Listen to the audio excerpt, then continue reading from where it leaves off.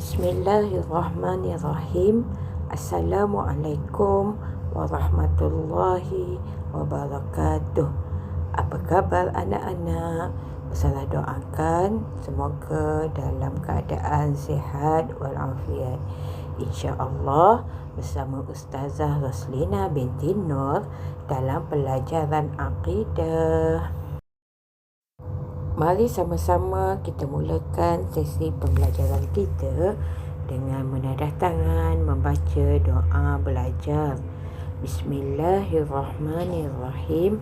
Allahumma aftah alaina hikmataka wansyur alaina min khazaini rahmatika ya arhamar rahimin.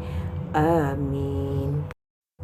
InsyaAllah pada hari ini kita masih lagi pada muka surat 23, pelajaran 8, tajuk sifat wajib bagi Allah.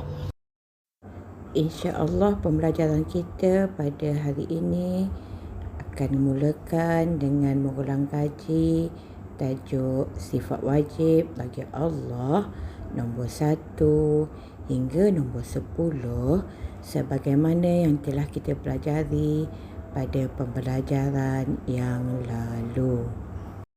Mari kita ulangi pelajaran yang lalu tentang pelajaran 8 bertajuk sifat wajib bagi Allah. Sifat wajib bagi Allah adalah sifat-sifat yang pasti ataupun wajib dimiliki oleh Allah Subhanahu Wa Taala yang sesuai dengan keagungannya sebagai pencipta alam ini. Mari kita ulangi 10 sifat wajib yang telah kita pelajari pada minggu yang lalu sebelum kita pelajari 10 lagi sifat wajib pada hari ini. Sebagai ulang kaji kita, mari kita mulakan dengan wujud artinya ada, qidam artinya sedia, baqa artinya kekal, mukhalafatuhu lil hawadisi, bersalahan Allah dengan segala yang baharu, qiyamuhu binafsihi, berdiri dengan sendiri, wahdaniyah, tunggal satu, qudrah artinya kuasa, iradah artinya kehendak, ilmun mengetahui, hayat artinya hidup. Mari kita dalami apakah yang dikatakan sifat wajib bagi Allah. Sifat wajib bagi Allah iaitu sifat yang dimiliki oleh Allah Subhanahu Wa Taala. Yang pertama iaitu wujud, artinya ada. Apa bukti Allah itu ada? Mari kita lihat wujudnya alam ini, kejadian langit dan bumi, pertukaran malam dan siang, kapal-kapal yang berlayar di lautan, turunnya hujan dari langit, tumbuh-tumbuhan yang keluar dari bumi dan sebagainya menunjukkan ada penciptanya iaitu Allah Subhanahu Wa Taala. Sifat wajib bagi Allah yang kedua ialah qidam, iaitu sedia. Dalam kehidupan kita bertemu dengan perkara-perkara atau benda-benda yang sedia ada, tetapi sedia adanya itu ada yang menyediakannya. nasi yang terhidang. Contohnya, ia bersifat sedia yang disediakan kerana ada orang yang menyediakannya.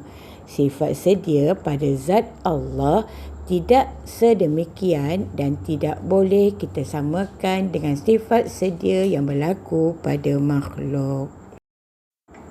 Seterusnya, sifat yang ketiga iaitu baqa, bererti kekal. Maksudnya Allah Subhanahu Wa Taala tidak berawal dan tidak berakhir. Allah tidak akan hancur, tidak akan binasa, tidak akan mati seperti kita. Allah tidak ada akhir baginya. Seterusnya, yang keempat, mukhalafatuhu lil hawadis, bermaksud bersalahan Allah dengan segala yang baharu. Apa yang dimaksudkan bersalahan Allah dengan segala yang baharu? Allah Maha Pencipta, maka sudah pasti berbeza dengan makhluk ciptaannya. Tidak ada satu pun yang setanding dengannya dan tidak mampu menyerupai keagungannya.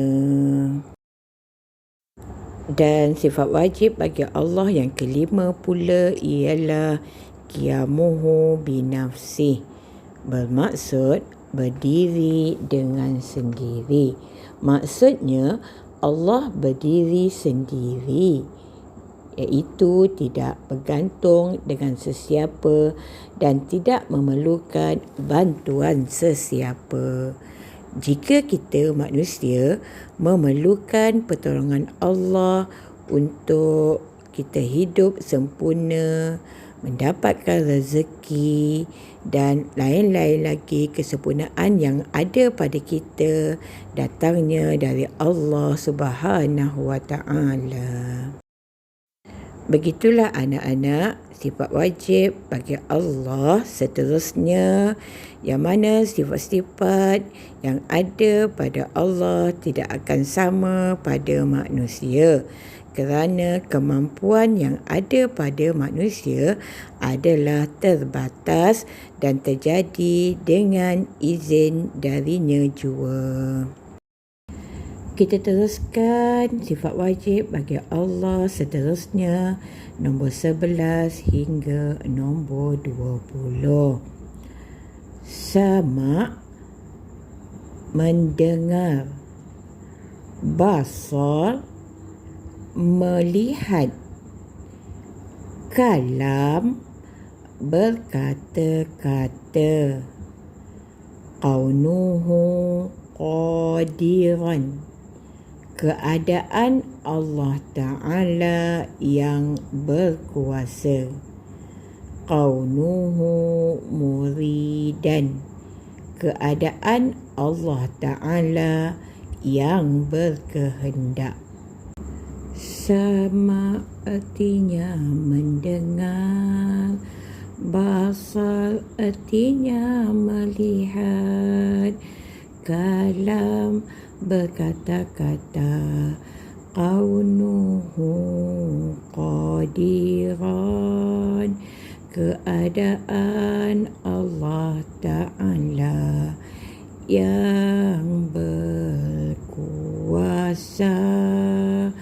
Qaunuhu muridan, keadaan Allah Ta'ala yang berkehendak.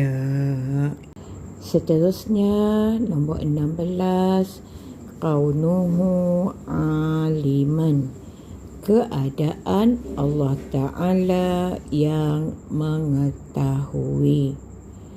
Qaunuhu hayyan, keadaan Allah Ta'ala yang hidup. Qaunuhu sami'an, keadaan Allah Ta'ala yang mendengar. Qaunuhu basiran, keadaan Allah Ta'ala yang melihat. kaunuhu mutakalliman, keadaan Allah Ta'ala yang berkata-kata.